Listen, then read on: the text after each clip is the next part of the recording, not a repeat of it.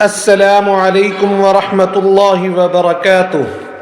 ذرا ایک لمحے کے لیے دنیا کی بھاگ دوڑ سے کنارہ کش ہو کر اپنی آنکھیں بند کریں اور اس ابدی ٹھکانے کا تصور کریں جہاں نہ کبھی کوئی غم ہوگا، نہ کوئی بیماری، نہ بڑھاپے کی کمزوری اور نہ ہی جدائی کی موت۔ سوچیں، ایک ایسا حسین جہاں دودھ، شہد اور پاکیزہ پانی کی نہریں بہتی ہوں اور ہر وہ خواہش پوری ہو جائے جو آپ کے دل میں کبھی پیدا ہوئی ہو۔ یہی تو وہ جنت ہے جس کا وعدہ اللہ کریم جل جلالہ نے اپنے پیارے اور نیک بندوں سے فرمایا ہے۔ لیکن سوال یہ ہے کہ آخر وہ کون خوش نصیب ہیں جنہیں یہ لازوال نعمت ملے گی؟ آئیے سرور کائنات حضرت محمد مصطفیٰ صلی اللہ علیہ وآلہ وسلم کی نورانی احادیث کی روشنی میں اس کا جواب تلاش کرتے ہیں۔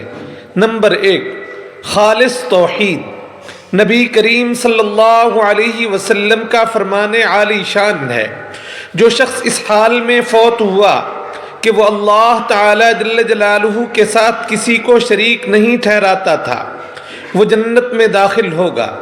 اللہ تعالی کی وحدانیت کو اپنی روح کی گہرائیوں سے اتارنا اور شرک کی ہر آلائش سے پاک ہو کر صرف اسی کی بندگی کرنا ہی کامیابی کی واحد معراج ہے۔ نمبر 2، نماز کی پابندی۔ رسول رحمت صلی اللہ علیہ وآلہ وسلم نے ارشاد فرمایا، جس نے 5 فرض نمازوں کی حفاظت کی، اللہ تعالی جل جلالہ کے ذمے اس کے لیے عہد ہے کہ وہ اسے اپنے فضل سے جنت میں داخل کرے۔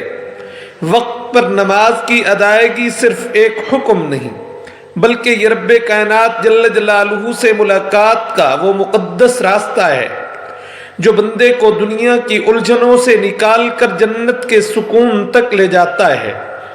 نمبر 3، اچھے اخلاق۔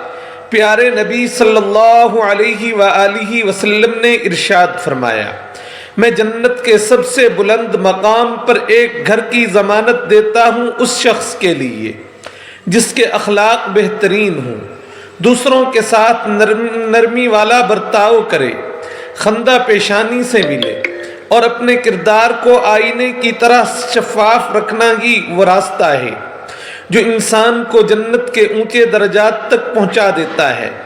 نمبر 4، یتیم کی کفالت۔ سرکار دو عالم صلی اللہ علیہ وسلم نے ارشاد فرمایا، میں اور یتیم کی کفالت کرنے والا جنت میں اس طرح ہوں گے۔ پھر آپ صلی اللہ علیہ وسلم نے اپنی مبارک انگلیاں ملا کر قربت کا منظر پیش کیا۔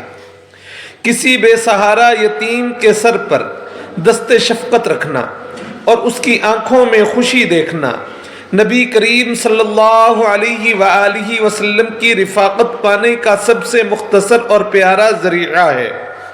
نمبر 5، والدین کی خدمت کرنا۔ جناب نبی کریم صلی اللہ علیہ وسلم کا فرمان ہے، باپ جنت کے دروازوں میں سے بہترین دروازہ ہے۔ والدین کی خدمت کرنا، ان کے ایک اشارے پر اپنی خوشیاں قربان کر دینا اور ان کی دعائیں سمیٹنا جنت کے دروازے کھولنے کا وہ سنہرا موقع ہے جو صرف خوش نصیبوں کو ہی ملتا ہے۔ نمبر 6، غصہ پی جانا۔ رسول اللہ صلی اللہ علیہ وسلم نے فرمایا، جو شخص غصہ پی جائے حالانکہ وہ بدلہ لینے پر قادر ہو، اللہ تعالی جل جلالہ قیامت کے روز تمام مخلوق کے سامنے اسے بلائیں گے اور جنت کی نعمتوں میں سے اسے انتخاب کرنے کا اختیار عطا فرمائیں گے۔ اپنے نفس پر قابو پا کر معاف کر دینے کی ہمت رکھنا اللہ تعالی جل جلالہ کے نزدیک سب سے طاقتور عمل ہے۔